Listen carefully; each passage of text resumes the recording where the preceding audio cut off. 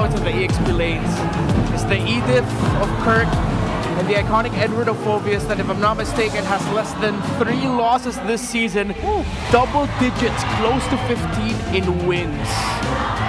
Well, I can barely hear myself think. The Champions Arena is erupting right now. One last look of the lineups here. We're going to go ahead and throw it over to the casters to bring us into our final game of this series. Take it away. There's no turning back. This is the point of no return. One of these teams are making it to the upper bracket finals. The other drops to the lower bracket. Sudden death between the Trailblazers, the heralds of a new era in MPL PH. It's Aurora versus ONIC, Game 5. We did talk about all the unique picks that can potentially come in, and here in the last game, Aurora indeed decides to show us one in the hands of Yue. This is going to be the Zask. And it was indeed mentioned that it could potentially be the X factor for this game. But I'm really looking at what can we potentially expect as well. Since we did lay in the gold lane, since we did lay out like the typical, this is a standard matchup and all that, but earlier it felt like it wasn't entirely the Keller performance we were expecting from him, you know? Yeah, like, it didn't feel like its full potential. Absolutely. I was actually looking forward to the Keller performance. I gave it the benefit of the doubt because, you know what, Renegade was on the Cho, and he was hunting down Keller very severely in that last one anyway. So let's see if he's going to have a better time here. Obviously, he's on a very comfortable pick that is a little bit more, you know, a little bit more self-sufficient on this Harif, so maybe that'll help a lot. And he does decide to play it safer, picking up the Purify, since the Purify hasn't been much of an option recently for Kelra in the previous games, but that's also taking into consideration the kind of hero he did pick up. But oh, hold on, Edwards? Yeah, very early on, 2v1 with a Phobius that doesn't really have the ultimate, but it looks like it's going to be a trap. It's Demon Kai to the rescue. Might have not used the Shadow Kill, but will be able to at least get into the fight. King Kong, he's low! Edward used the flicker, and he said, you know what, it's worth it. I'll take that kill. That was a long, drawn-out sequence, an amazing response by Aurora into an eventual punish, and then a trade-off once more. And the fact that Demon Kite is still on the map makes it worth it for the Northern Lights. A turtle scored by Demon Kite here, not even needing the entry. So unfortunate for ONIC Philippines. They showed how decisive they actually were in trying to get the advantage, potentially setting up for the first objective of the game. But Demon Kite and his rotation, it was way too fast, and he got the better of ONIC Philippines earlier. And just, this is what we're talking about. Even in the laning phase, Kelra is clearly struggling against Demon Kite. Complete opposite side of the map. Let's go coast to coast. XP lane, a disaster for ONIC. Gold lane, despite Kelra being on a hero that he has, what, a close to 80% win rate on the Harith, he's getting punished hard.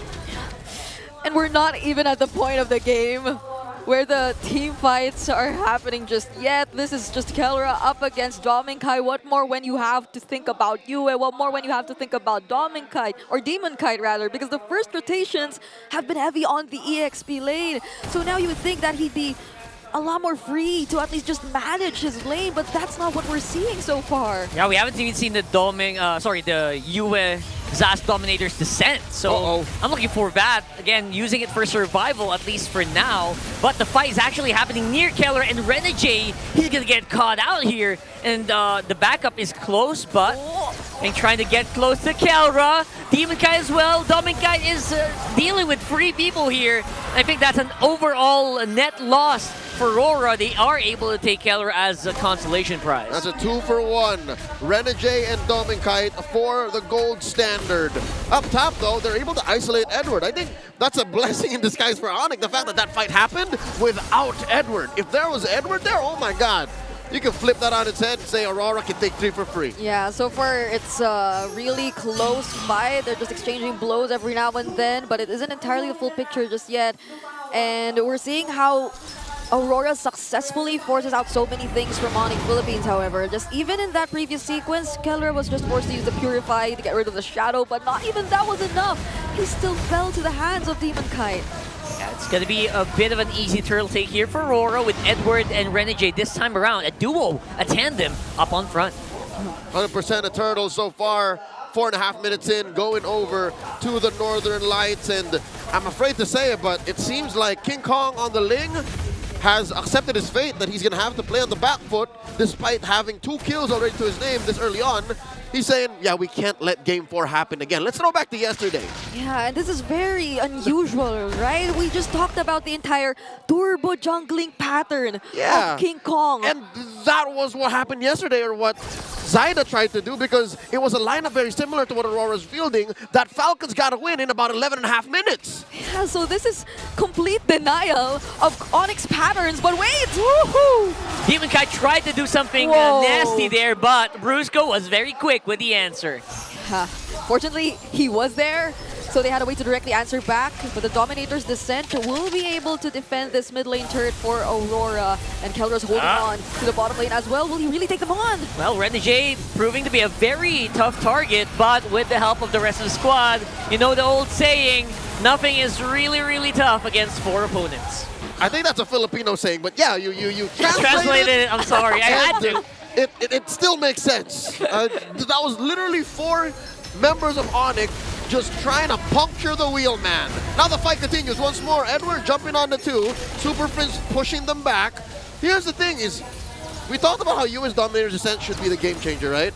But just Demon Kite being a man possessed, just Aurora all in all being more in sync compared to the Super Fan being more on time, it's letting you as Zask look like it's taken easy. You know, just relaxed and just very chill. Honestly, on top of that, it feels like he's almost always in the middle lane. Like, we haven't been seeing much rotations from him just yet, and it's also probably because by him being in the mid lane, ONIC Philippines get to immediately see how they're able to force out that Dominator's Descent from Yue, but this is different.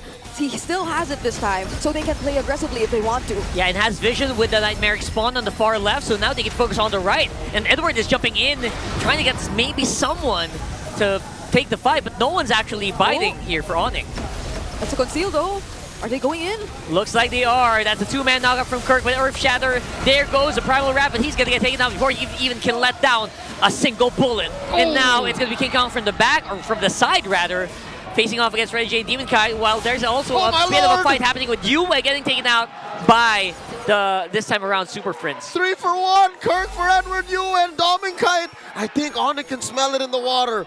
Blood like sharks still circling. Demonkite and Renegade checking range. King Kong jumping through. No one home for the purple. Okay, not what I expected, especially if you were King Kong. Maybe right on time though.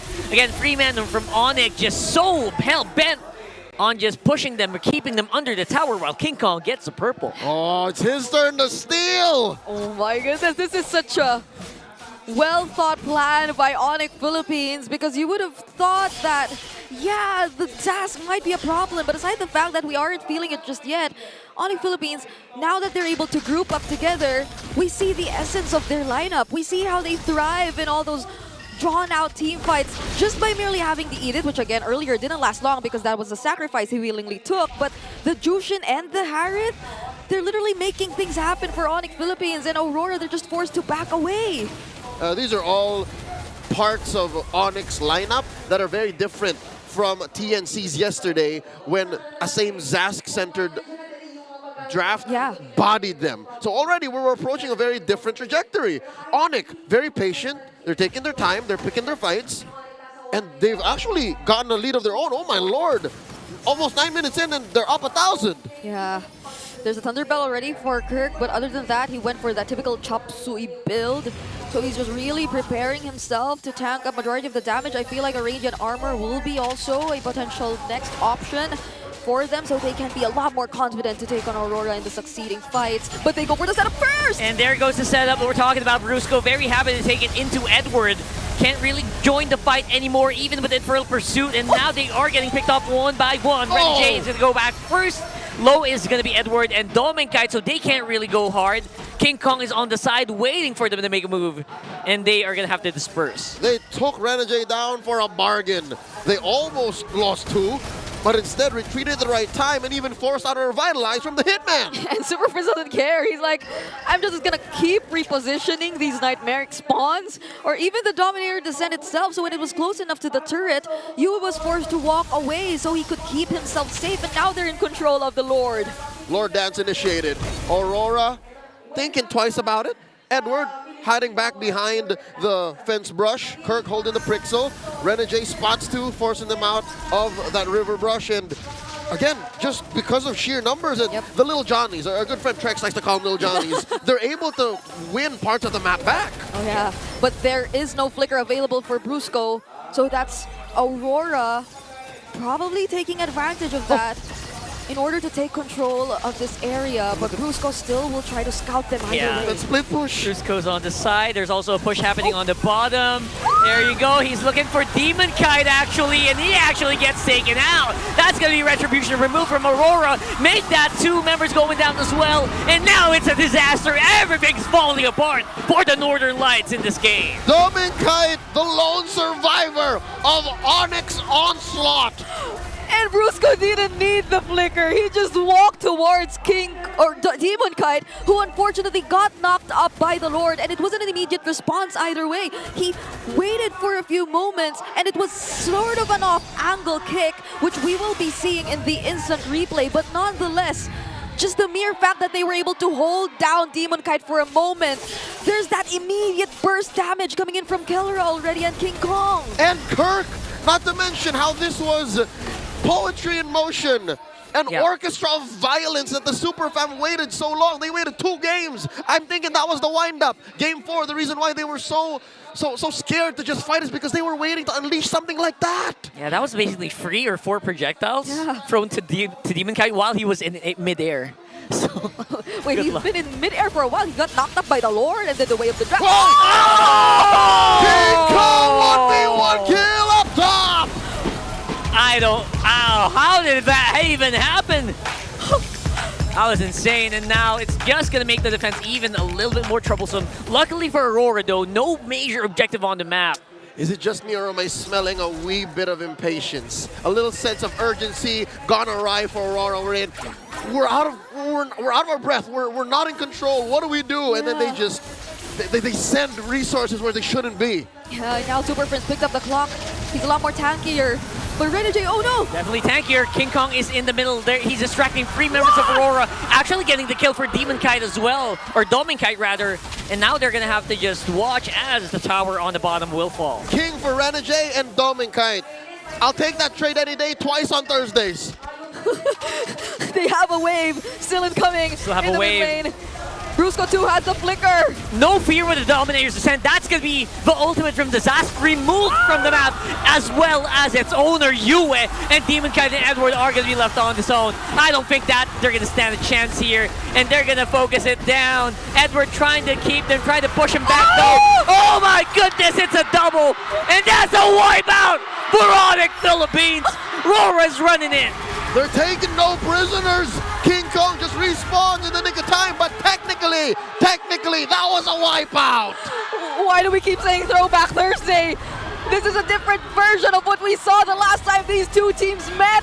It's the complete opposite than ever. Aurora are able to successfully pull this off, but the timers are still low. It's a very similar scenario to what happened in the previous games. ONIC can still get back in this. Could have sworn Rockart thought it was over. Aurora just know how to defend. They do. So mentally, you just take care of the waves, make sure no minions stand within range of your base, and you're fine. But could have it been probably better if King Kong decided not to just dive towards the backlines earlier? And just smack the base? And right on front, yeah. Yeah, we were just saying that. Do we sense some sort of impatience from Aurora? But it feels like ONIC too. They showed some bits of that. That's the major what if this series presents to us. Lord Dance imminent. Demon Kite, Domin Kite, just wailing away. Lord approaching half health. You're going to have to check the map here. Aurora, feel it out. Where is King Kong going to come from? Demon Kite is very, very vulnerable as well as Domin, but there was a flicker coming in. It's King Kong with a Lord Steal! And they're going out with hands held high. Brusco got caught though. He tripped a little bit. And I think that's enough. ONIC very, very happy with that. That was the perfect timing that King Kong was building up to all series long. He failed in game 4, but not here, not now. And prior that, he forced out the flicker from Edward. So now they don't have it in the hands of the Phobius, but they were able to successfully take care of the Lord. And that's all what matters to Aurora at this point. Took just a little bit too long to take it down. Bought enough time for King Kong to get in position. Boy, there's a conceal. Suddenly, Aurora back on the offensive. What are they looking for here? Renegade leading the way, jumps the wall. Both teams are not in any shape to force this. I'd reckon it's either someone folds, and then we end here or wait for another Lord. Yeah, Brusco felt the damage of Yue earlier though. He already picked up the Divine Glaive and the Holy Crystal. And as much as Brusco does have the Athena's shield, he receives majority of the damage that Yue actually throws out. And when it's well positioned and when it isn't the first target, which is happening more often than not, then that's going to be a problem in the long run for ONIC Philippines. Something I'm thinking here is how Aurora is actually dealing with the waves. They're very conservative about picking fights now. Remember that 1v1 kill by by King Kong on Demon Kite up top? Expect that Aurora's never going to do that ever again. Feels like a one-off at this point, yeah, right? They're only ever going to send Edward and Renegade alone. And a little thing that Renegade does well here is I love that he picked up the Molten Essence. He's going to need that to bump into waves and clear fast. Yeah. Because already, I'm telling you now, even with the flubs that ONIC fell into the past 2 or 3 minutes, they're still at least winning the map. Yeah. And at least for them, they're the ones who can do it first. Now that they're in the lead, now that they have better map control, and King Kong, he just has such high mobility that even if there's a threat of a backshot immediately rolling and Demon Kite catching up, it's not the same. This time there are a lot more ways to escape from Aurora. Yeah, as long as King Kong has that purple buff, that's he can do whatever he wants at this point. That's why it's so crucial. That's half the battle. Yeah. Securing the purple is half the battle. Oh! Brusco! They spot him out. That's going to conceal, used up already for ONIC. And that might be a pretty big resource, especially with Lord coming up in 20 seconds. Again, even with all the mid lane turrets out, they find a way to force the Dominator's descent. Yep. So, what do you get? What would you rather have? Dominator's descent or conceal? I'm thinking Aurora walked away with a bargain there. I think this is a safe go. And that's going to come off of cooldown. ONIC is just going to blitz it. Oh, Lord, they're blitzing it. They are blitzing it. We don't need conceal if they can see us right here in their faces. Edward going to be pushed back a little bit with the Zushin. Again, they're waiting for someone to make a move. Who's it going to be? Brusco is on the right side. Doesn't have conceal, but he might have it up very, very soon.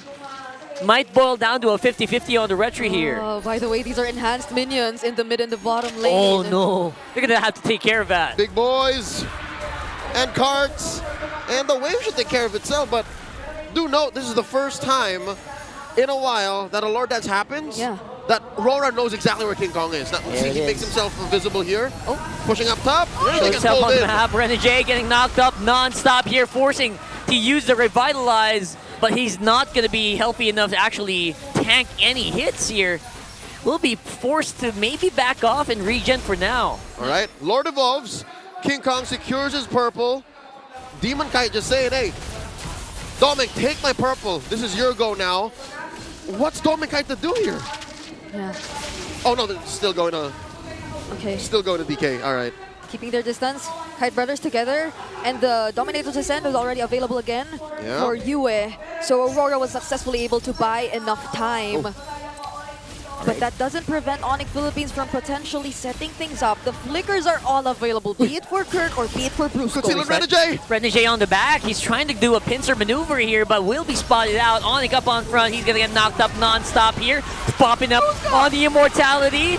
Got a good catch here on the Brusco, but I think they bought just enough time. That's 2 members going down for Aurora, Renegade, Doming, and now they're going to be chased down by the rest of ONIC Philippines. That is going to be it with that wipeout. It's ONIC for the win. The Super Family is going to the upper bracket finals. History repeats itself as the defending champions take down the rivals bold trailblazers of a new era in MPL Philippines.